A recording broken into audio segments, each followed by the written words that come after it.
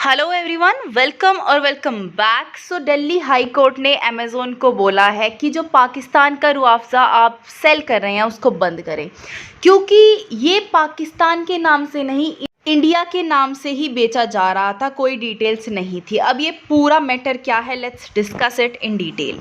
हमदर्द national foundation ने ये case file करा है। उन्होंने बोला है कि जो रुआवज़ा बेचा जा रहा है वो इंडियन कंपनी ने नहीं बनाया, हमदर्द लैबोरेटरीज ने नहीं बनाया, जबकि वो पाकिस्तान में बना है और जिसकी की डिटेल्स भी मेंशन नहीं है पैकेजिंग पर। अगर हम हमदर्द लैब्स की बात करें तो वो पाकिस्तान में भी है और इंडिया में भी है।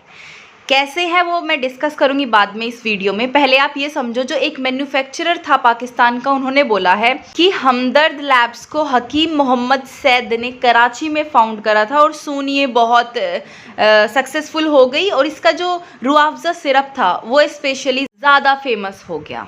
रुआवज़ा के ओरिजिन की बात करते हैं। 1906 में हकीम हाफिज अब्दुल मजीद ये किसी ऐसी चीज़ की सर्च में थे जो कि हीट स्ट्रोक्स को प्रिवेंट कर सके, फटीग ना होने दे, और बेसिकली जो समर हीट होती है नॉर्थ इंडिया में, उससे जो हेल्थ प्रॉब्लम्स होती हैं उनको प्रिवेंट करने के लिए। और नेक्स्ट ईयर ही founded Rooh Afza as a cooling drink. अब 3 रुआवज़ा होते हैं। मैंने अभी तक आपसे बात करी है सिर्फ पाकिस्तान और इंडिया की। मैं तीसरा कहाँ से क्रिएट हुआ है वो भी बताऊंगी। पहले हम पाकिस्तान और इंडिया में 2 रुआवज़ा दो हमदर्द लैब्स कैसे आई उसकी बात कर लेते हैं। अच्छा, जो मजीद थे जिन्होंने रुआवज़ा को फाउंड करा था, उनके 2 बेटे थे, हकीम अब्दुल हमीद जो कि पार्टीशन के बाद इंडिया में रह गए थे, और उनका एक यंगर सन था हकीम मोहम्मद सैद जो कि वेस्ट पाकिस्तान में चले गए थे आफ्टर पार्टीशन। इसीलिए हमदर्द लैब्स के भी 2 पार्टीशन हो गए, एक पाकिस्तान के पास और एक हमारे पास।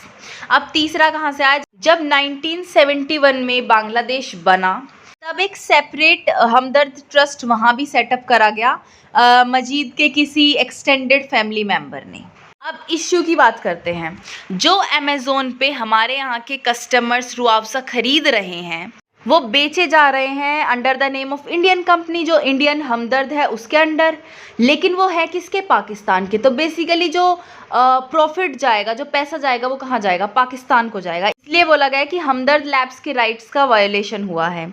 दूसरी बात, पाकिस्तान के जो प्रोडक्ट्स हैं उन पे लिस्ट ही नहीं है कोई कॉन्टैक्ट डिटेल्स मैन्युफैक्चरर की। मतलब कंज्यूमर को अगर ये फाइंड आउट करना है कि वो प्रोडक्ट कहाँ का ले रहा है उसको पता ही नहीं चलेगा। इंडियन और पाकिस्तानी जो सिरप्स हैं उनमें वो डिस्टिंग्विश नहीं कर पाएगा। तीसरी बात, अगर हम प्रोडक्ट के नीचे जो ऑप्शन आता है विजिट द हमदर्द स्टोर, उसको क्लिक करते हैं तो वो पाकिस्तान वाली को लिस्ट नहीं करता है, वो डायरेक्ट कर देता है हमदर्द लैब्स जो इंडिया वाली है। तो इससे कंज्यूमर क्या समझेगा कि ये इंडिया, या तो ये इंडिया का ही प्रोडक्ट है या फिर जो इंडियन और पाकिस्तानी हमदर्द लैब्स है वो समहाउ रिलेटेड हैं, जबकि ऐसा नहीं है। अब इश्यू यही आ रहा है कि अगर कस्टमर को पता ही नहीं है वो क्या खरीद रहा है, और अगर जो पाकिस्तानी रुआवज़ा है वो इंडियन नेम के अंडर बिक रहा है, तो उसकी सेल ऑफ कोर्स ज़्यादा होगी और हमारा जो रिवेन्यू है वो कम होगा, पाकिस्तान का बढ़ेगा। ठीक है, कंपनी को भी लॉस होगा हमारे यहाँ का, और फिर इंटर्न इंडियन इकोनॉमी को तो होता ही है कि भाई उतना टैक्स नहीं मिल पाता, जितना कंपनी प्रॉफिट कमाएगी उतना ही टैक्स देती है ना, और कंपनी का प्रॉफिट तो पाकिस्तान वाली कंपनी ले जा रही है। तो इसलिए ये इश्यू खड़ा हो गया है।